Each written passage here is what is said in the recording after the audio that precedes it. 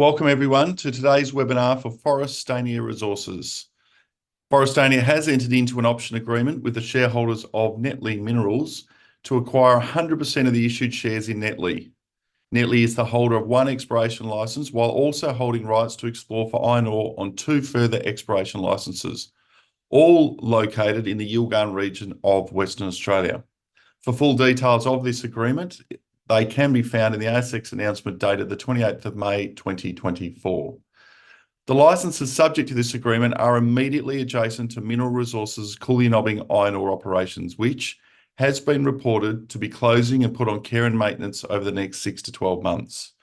Netley shareholder and vendor representative, Josh Letcher, who is here with us now, will be on hand shortly to give an update on planned exploration activity due to commence imminently across the projects and discuss recent news out of the Yilgarn and what it potentially means for Netley, Forrestania and others.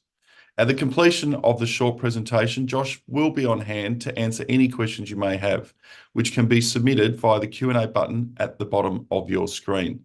Okay, Josh, let's get started. Over to you. Thanks, David. So really the purpose of this, giving a recap of where we're at. Obviously, there's been a bit of news flow from MinRes, which is quite exciting, opens up a few potentials. So we'll jump into it. Next slide, please. Next slide, thanks. So Yilgarn Hub, I guess everybody's aware of it now. MinRes has just announced the closure or planned closure for 6 months' time due to predominantly the lack of ore to sustain those productions into next year. The Yilgarn Hub, several different satellite mines mostly to the north of the Coolionobbing mine site, which is depicted in the centre there. And the project iron ore rights that we hold to the north and the east and to the southeast of the Coolionobbing project. So the Coolionobbing project has, pretty good infrastructure, 11 million tonne per annum processing plant, railhead, and that's connecting down to the port of Esperance. It's come as interesting and timely news as we're ramping up our exploration activities and looking to get drilling underway in the next few weeks. Next slide, thanks.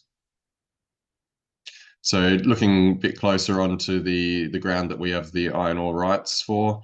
In the green is the Mineral Resources Coolionobbing mining license area.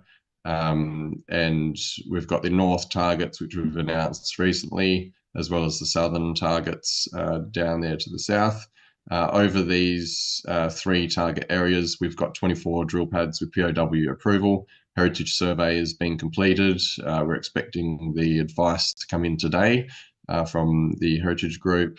WA Salt have given us road access and also accommodation for drilling crews. Earthworks contractors are booked in to come out next week and get started, and as well as the drilling contractors we've currently got scheduled for the 1st and 2nd of July. We're currently discussing with MinRes road access to the northern targets. So at the moment, if that's delayed over the next couple of weeks, we'll likely put the drill rig into the south target first in hole 1 and 2. Otherwise, if we've got the road access for their haul roads that go through the mining license, we'll put a hole into the northwest target, which is more of a strategic play. Next slide, thanks.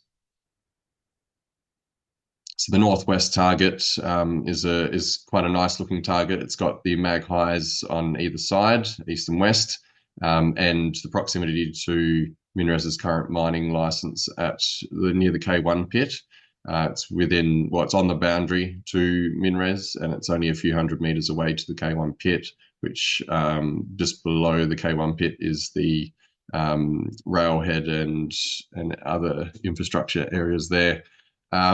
This target would be a priority for us to put a hole in, confirm our modelling, and with the look to be able to get something arranged with MinRes to help get them some production, obviously in relation to that announcement from them yesterday. Next slide, thanks. The southern target, we've got two high priority targets, drill hole 1 and 2. Both of those have got hematite rock chip samples. We did XRD and the iron ore content over 60% and iron hematite at 54% looks quite promising. A section view depicted on the left showing the magnetic inversion, so the mag high in the dark red, and the target, hematite target on the above that with the proposed drill holes 2, 3, 4. Rock chip sample was found about halfway through the line of the drill hole target 2. So yeah, everything's looking quite promising with the PXRF and other data layers that we've got for that target. So we're quite excited to get drilling down there and progressing that. Next slide, thanks. So in terms of progress, we've been quite rapid in the progress from POWs through to completion of heritage survey, all within the last 3 months. As I mentioned, we've got the drilling and earthworks booked in, and we're planning to have first holes in the ground early July. From that, we'll have PXRF on site and a MagSus, so we should be able to get some initial indications on what's coming out of the ground. And then assays over July, August, assuming that the lab timing is favourable at the moment. So that's sort of the immediate plan, is fast-tracking drilling for quite a lot of reasons, and obviously with the new potentials in regards to mineral resources.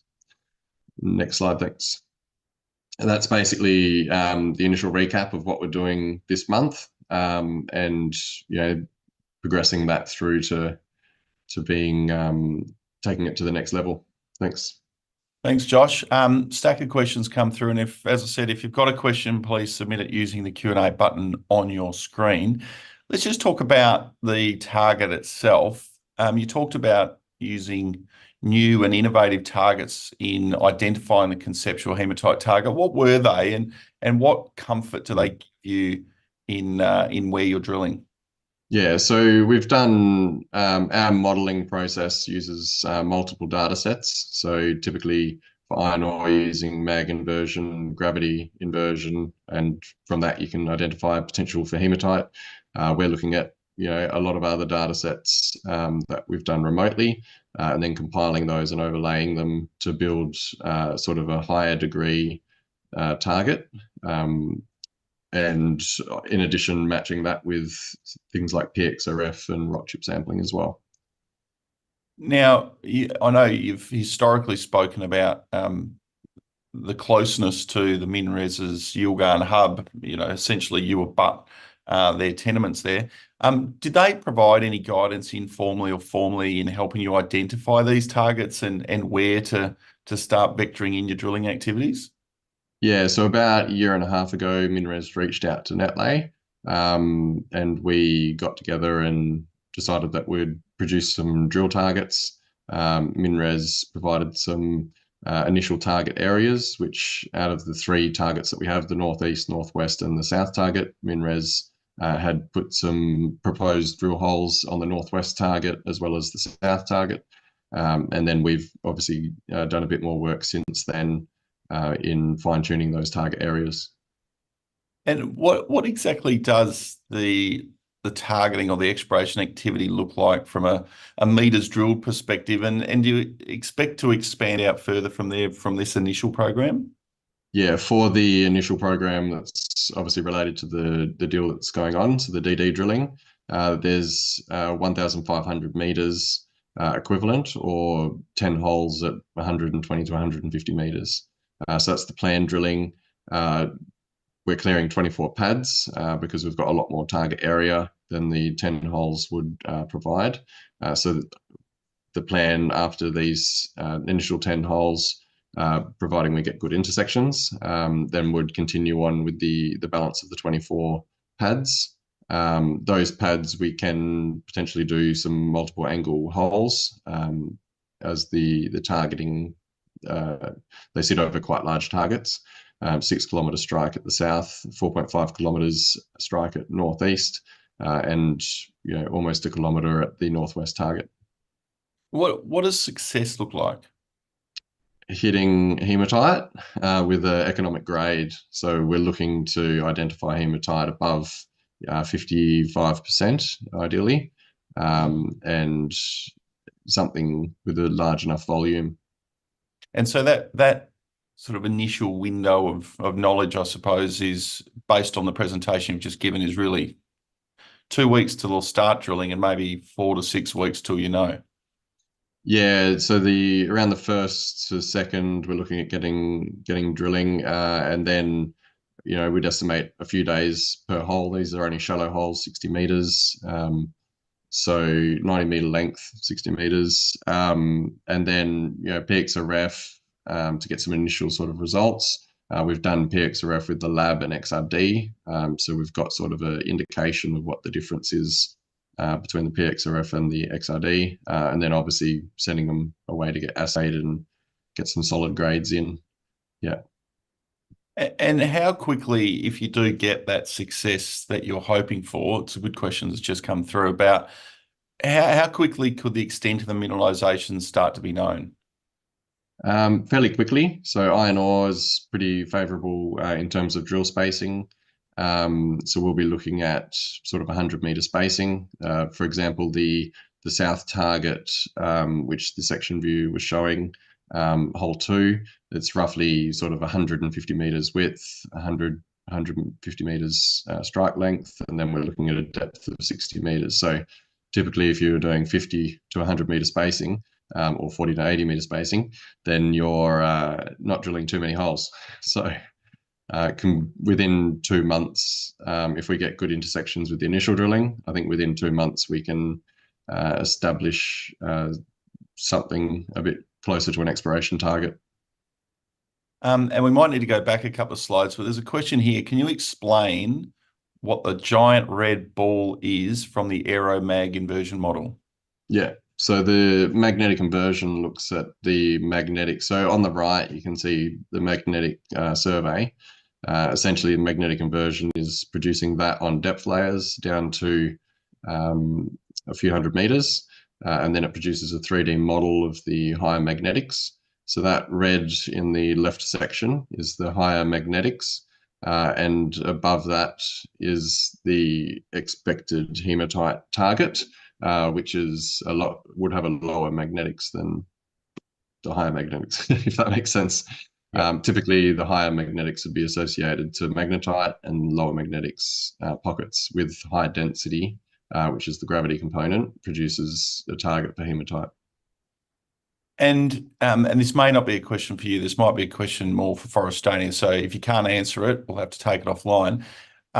Is this an expensive program, this first phase that you're planning? And on success, do you then suspect the company may need to raise money, but it's off the back of a meaty exploration target being determined? Yeah, answering it from the vendor's side. So drilling, not expensive for this initial program, 10 holes, roughly sort of $10,000-$12,000 a hole plus assays. So quite cheap and affordable to get confirmation of our targeting. In terms of future capital raisings, obviously we would like to postpone or not raise. The strategy that I would like to implement is we go drill, do our initial program on the back of getting some initial intersections and something promising. We then speak with MinRes, see if they're interested to do some sort of a transaction that funds Forrestania for the balance of the drill out of the other targets, and allows them a potential smaller target to pursue for potential ore to feed through the Yilgarn hub. So that's the northwest target, is the smaller one of our 3 targets. And ideally, we would like to do something with MinRes on that, but obviously it'll be subject to us getting initial intersections and confirming our targets. Stack of questions, so I'm going to just sort of hit you with them if that's okay. Sure. How confident are you that there is It says magnetite, but I think they mean hematite at depth below the BIF. Is it just based on the aeromag inversion model? So that magnetic inversion produces the higher mag.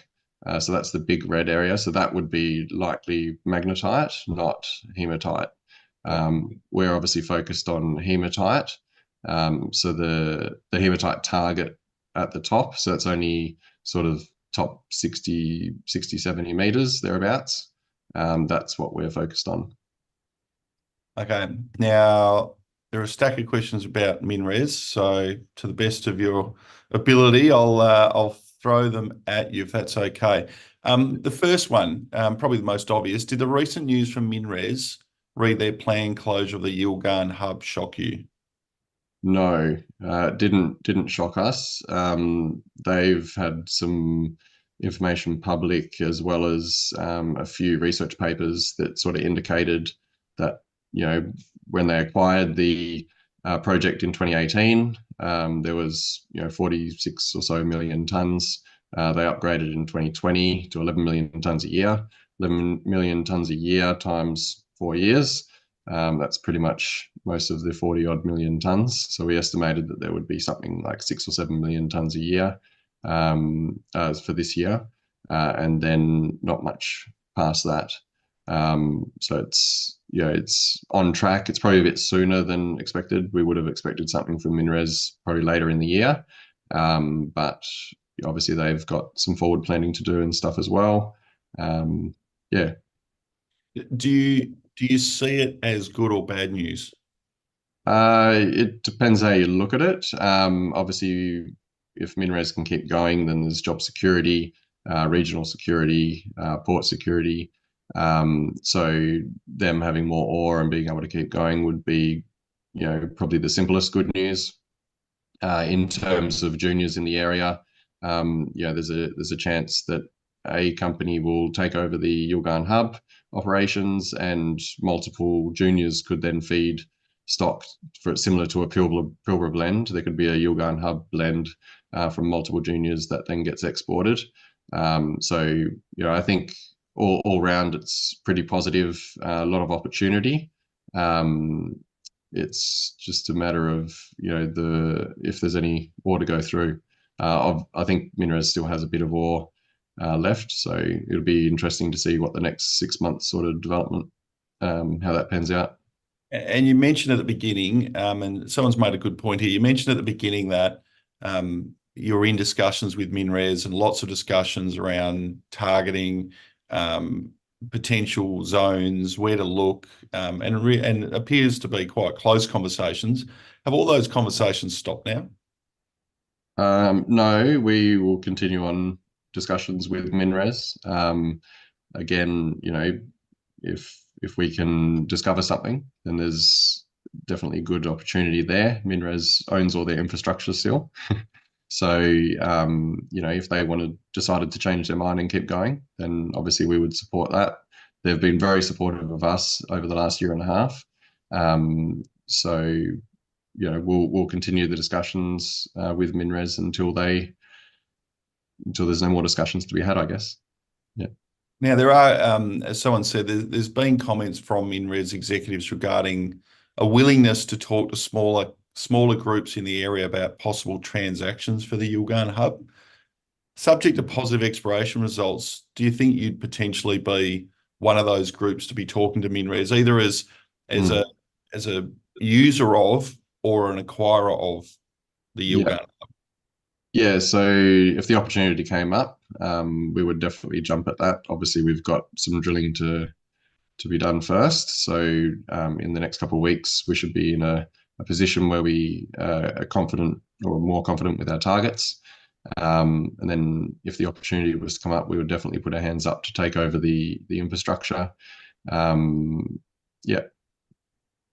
A couple more questions here. So if MinRes isn't interested in allowing sort of your ore through the processing facility, are there other plans? Have Netley Forrestania thought through plan A, plan B, plan C, and how they would stack up?